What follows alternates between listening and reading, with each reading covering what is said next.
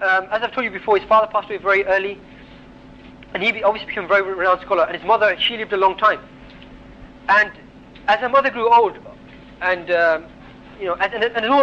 all parents grow old, it's obligatory upon us to become more and more kind towards them, because as Prophet ﷺ, he said that people, they begin as babies, and they'll end up as like people with the mental age of a baby. They begin to have poor memories, they begin to be very illogical, very irrational.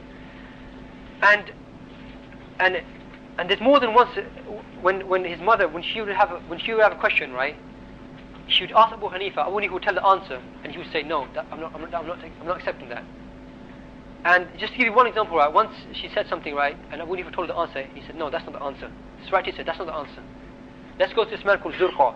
And Zurqa, right, he was someone who is a very good orator, basically a da'iyah, someone who would give a lot of speeches, give a lot of circles, right, very good at speaking. Okay, and he was renowned for this, but he wasn't a scholar. Okay, so when she came with Abu Hanifa, right, and she asked the question to Zurqa, he was amazed. He goes that, he said to her that, should I give you fatwa and you have the faqih of Kufa, the main scholar of fiqh of Kufa with you? How can I do this? I can't. This man, he's the man you should be asking. But Abu Hanifa took the man to the side and said, look, this is what you do. This answer to this question is this. Just say it to her. He goes, that's it. I'll say that to her.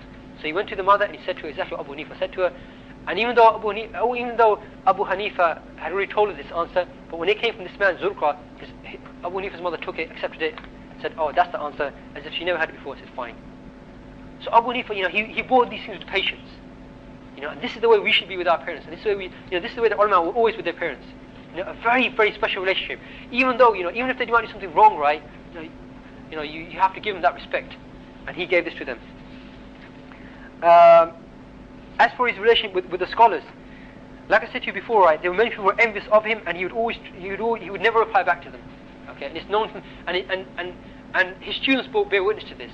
Okay, that he was a man that didn't reply back to the things that people said to him. And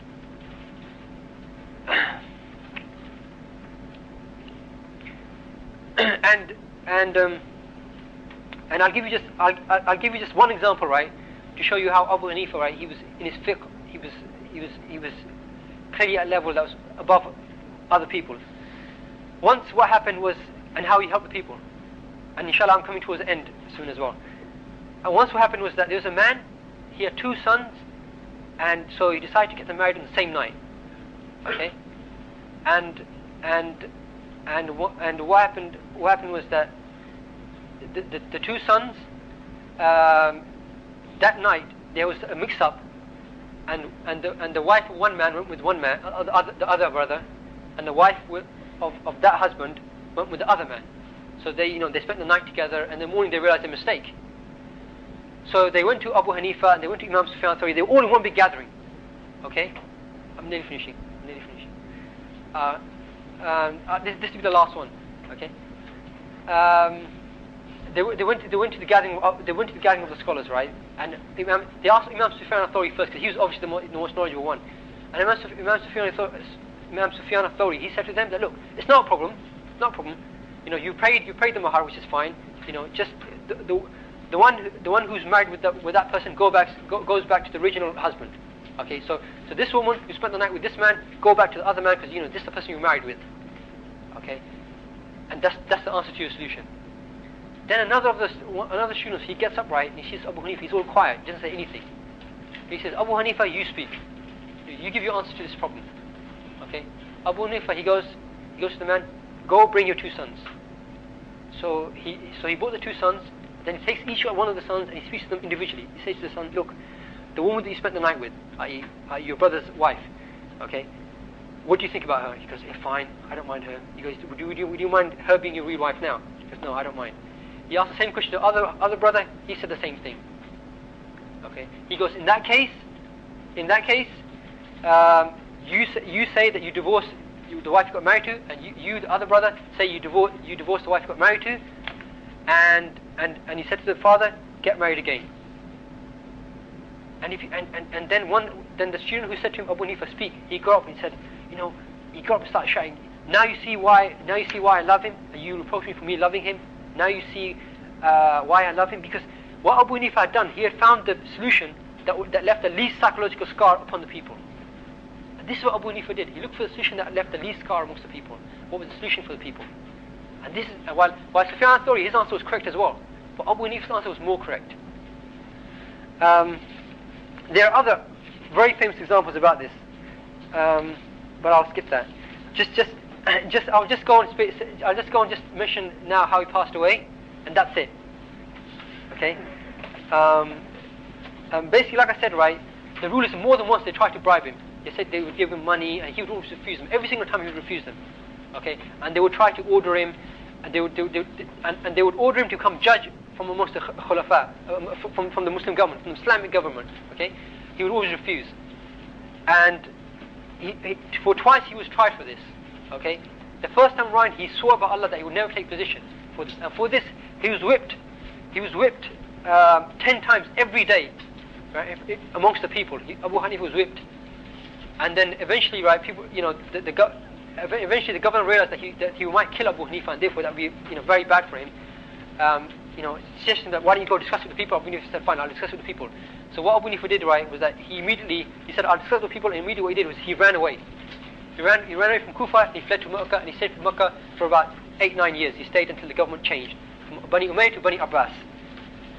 And then again, another tyrannical rulership came, and again they tried to make Abu Hanifah judge, but no, they wanted to make him justice minister, the minister of justice, judge of judges. And again he refused, and again, it got to such a state that the Khalifa said, I swear that you will become judge. Abu Hanifah said, I swear that I will not become judge. And eventually he was put into prison. And even before he was put into prison, there was a few revolts against the Khalifa, Abu Ja'far al-Mansur. Abu Hanifah openly supported these revolts, and he in fact regretted that he didn't take part in it physically, and he gave people fatwas to go and fight for this. And in fact, he said to the people, he said to one person who would come back making jihad against the kuffar, he said that it would be better for you to make jihad against the rulers against this particular ruler, he said, than for you to make jihad against the kuffar. He said this, and eventually, because of this type of thought, Abu Ja'far had him imprisoned and had him poisoned, and he passed away. And when he passed away, more than 50,000 people came to do janazah for him, and the rest you know, inshallah. The effect and other things, inshallah, we don't have time for.